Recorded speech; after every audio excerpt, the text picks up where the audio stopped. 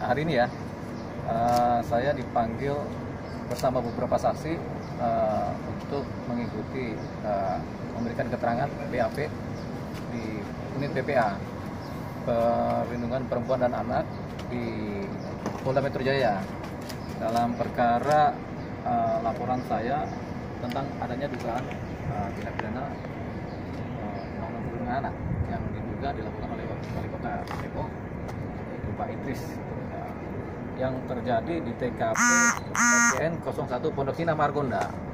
Jadi hari ini saya di BAP dan kebetulan siang ini ada jeda karena ada ini sebentar ya, nanti mulai lagi 12:30. Jadi tadi udah beberapa pertanyaan berbarengan, jadi saya dan beberapa saksi langsung di BAP. Ada berapa pertanyaan tadi?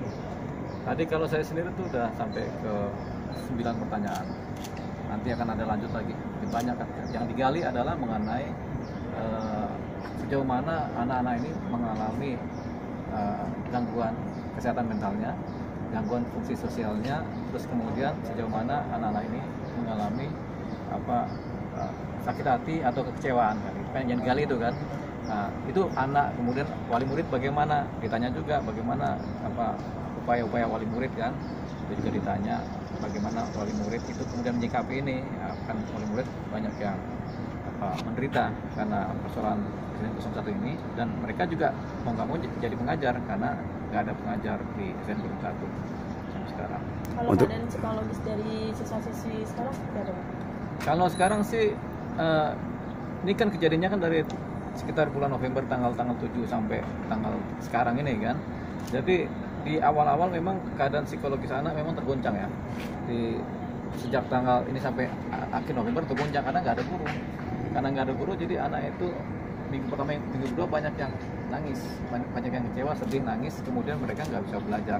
Terus ada ketakutan dari anak-anak ini kalau mereka nggak bisa ujian karena takut nggak naik kelas kan gitu kan. Itu persoalan lagi itu kan, karena memang nggak ada akreditasi, nggak ada yang mengkreditkan mereka lulus atau tidaknya kan, karena kan nggak ada gurunya juga kan gitu. Sampai pas ujian juga di remedial ini, makanya sampai ada remedial kan, karena pas ujian juga gurunya nggak tampak juga begitu. Jadi akhirnya mereka sekolah sendiri. Sebenarnya kalau murid ini, siswa-siswi ini belajar terus gurunya nggak ada, terus orang tua murid nggak ada, terus akhirnya mereka mengajar diri mereka sendiri. Untungnya wali murid tahu. Dan sempat kalau misalnya pas mereka masuk sekolah, gurunya nggak ada nih, sama sekali kosong. Kan mereka di kelas bingung. Nah kalau ada anak yang cerdas mungkin, saya aja ngajar jadi guru kan gitu kan, bisa jadi itu anak kelas 1 ngajarin kelas 1, atau anak kelas 6 ngajarin kelas 5, anak kelas 5 ngajarin, kan begitu jadinya kan. Nah itu sampai begitu parahnya kalau nggak ada guru. Untungnya wali murid mengetahui, karena nggak ada guru, akhirnya wali murid akhirnya berinisiatif di minggu-minggu pertama mereka mengajar. Entah apa yang diajarkan kita nggak tahu. Pertanyaannya entah apa yang salah itu kita nggak tahu kan. Bang, sejauh ini udah ada komunikasi belum sama Pak Idris? Pak Idris nggak ada tuh, nggak ada. Beliau juga nggak ada. Beliau nggak komunikasi, kita juga nggak komunikasi kan. Karena ini bukan persoalan komunikasi. Kalau persoalan komunikasi itu persoalan kalau tindak pidananya delik aduan atau persoalan perdata, di mana kita ada berpersoalan secara hukum perdata kan. Kalau ini kan seperti tindak pidana pembunuhan, ya kan. Contohnya tindak pidana ini kan delik umum ya, publik ya. Delik publik itu pencurian, pembunuhan, perampokan itu delik publik. Termasuk Undang-Undang Perlindungan Anak ini juga delik publik. Ya, jadi yang seperti ini tuh nggak ada yang namanya maafkan atau yang ada cabut-cabut laporan, nggak ada. Makanya ada tindak pidana pembunuhan, siapa pelapor ini? Apakah pernah ada kejadian tindak pidana pembunuhan terus laporan dicabutkan? Tidak pernah ada. Apakah pernah ada perampokan laporan dicabut? Tidak pernah ada. Demikian juga Undang-Undang Perlindungan Anak, itu tidak pernah ada istilah pencabutan laporan. Makanya ketika ada yang melaporkan, dan siapapun boleh melapor, ketika dilaporkan ini menjadi suatu tindak pidana yang harus diproses oleh penegak hukum. Nah, jadi intinya itu. Jadi komunikasi juga nggak ada gunanya, ngobrol pun nggak ada gunanya. Jadi ya kita sama sekali nggak komunikasi dengan ini, karena memang nggak punya nilai komunikasi itu dengan Pak Wali Kota. Karena kenapa nggak punya nilai? Karena ini tindak pidana publik gitu, dan sudah terjadi kasus pembunuhan, sudah terjadi, ya sudah, berarti kan diproses hukumnya bagaimana.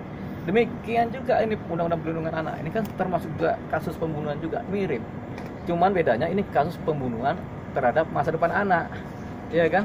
Ini kan anak karakternya juga dibunuh juga. Kalau anak tiba-tiba ngalamin depresi, kemudian akhirnya nggak mampu sekolah lagi atau kemudian mengalami kegangguan mental, lebih parah lagi. Kan ini kan berisikonya buat anak nih, Mas Tuban anak. Ini yang lebih mahal. Gitu. Katanya kan wali kota Idris kan mau mengembalikan operasional dari sekolah tersebut ya bang. Dan tim relawan dan juga keluarga katanya nagih janji itu gimana sih? Ini kan katanya dia mau mengembalikan sekolah itu. Ya nggak apa-apa, bagus aja dia kembalikan sekolah itu menjadi sekolah seperti semula kan. Cuman persoalannya sudah terjadi tindak pidananya. Jadi ya jalan terus nih perkara. Sama kayak ada satu orang sudah merampok bank, terus ketahuan, oh saya mau ngembaliin ke uang rampokannya supaya saya kemudian supaya banknya bagus lagi, kemudian saya bisa lepas dari hukuman. Jawabannya tidak begitu. Ini sudah terjadi peristiwa hukumnya. Kenapa ini kemudian tetap berjalan? Karena ini tindak pidana publik. Deliknya delik publik, bukan delik aduan. Kalau delik aduan misalnya perzinahan misalnya. Nah, ini beda atau pencemaran nama baik. Kita bisa mengadakan restoratif justice. Ya sudahlah kita berdamai dah, kita cabut laporan itu bisa. Delik yang namanya delik aduan. Tapi kalau delik publik nggak bisa. Ya ini otomatis terus.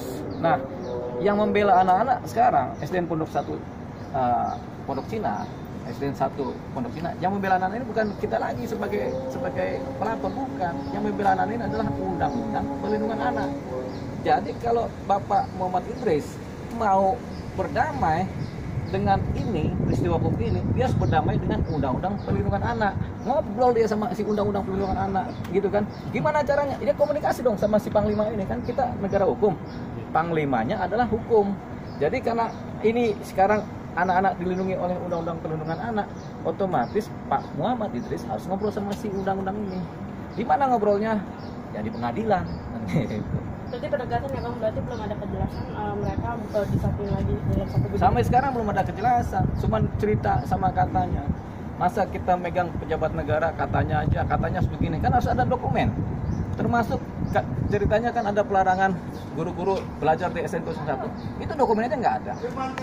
Ceritanya ada yang namanya pemindahan lokasi mau jadi masjid. Dokumennya nggak ada, ya kan?